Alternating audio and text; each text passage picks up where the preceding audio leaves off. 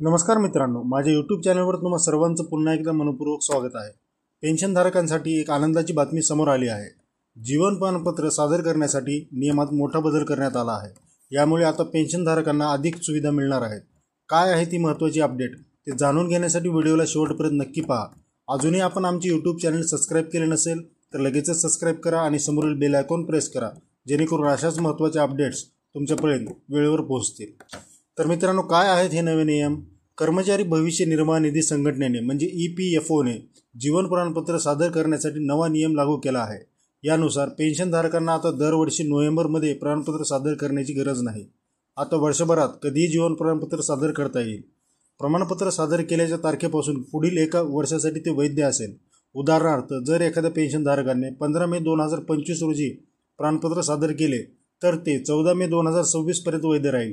यामुळे पेन्शनधारकांना आता कोणत्याही महिन्यात सोयीस्कर प्रमाणपत्र सादर करता येईल।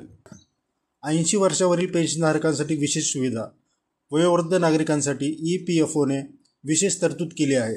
80 वर्षावरील पेन्शनधारकांना आता दरवर्षी 1 ऑक्टोबर पासूनच प्रमाणपत्र सादर करू शकतात। यामुळे त्यांना नोव्हेंबरमध्ये रांगेत उभे राहावे लागणार नाही।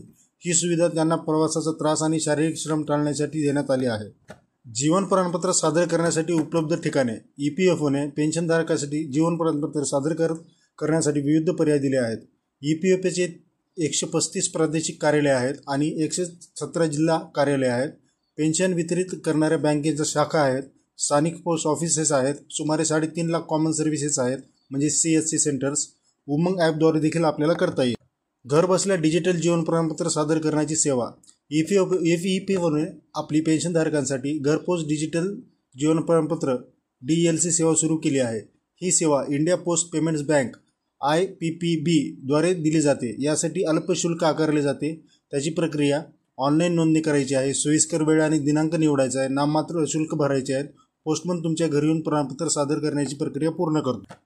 डिजिटल जीवन प्रमाणपत्राचे फायदे। वेळेची बचत। रांगेत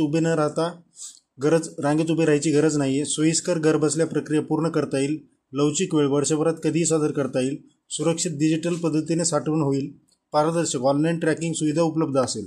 महत्त्वाच्या टिपा। प्रमाणपत्र सादर केल्यानंतर त्याची पावती जपून ठेवा। आधार कार्ड आणि पेन्शन दस्तावेज जवळजवळ ठेवा। तांत्रिक अडचणीसाठी EPFO हेल्पलाईनवर संपर्क करा। ही नवी सुविधा पेन्शनधारकांसाठी मोठा दिलासा देणारी आहे। EPFOच्या या निर्णयामुळे पेन्शनधारकांना वेळ, श्रम आणि पैशाची बचत होणार आहे।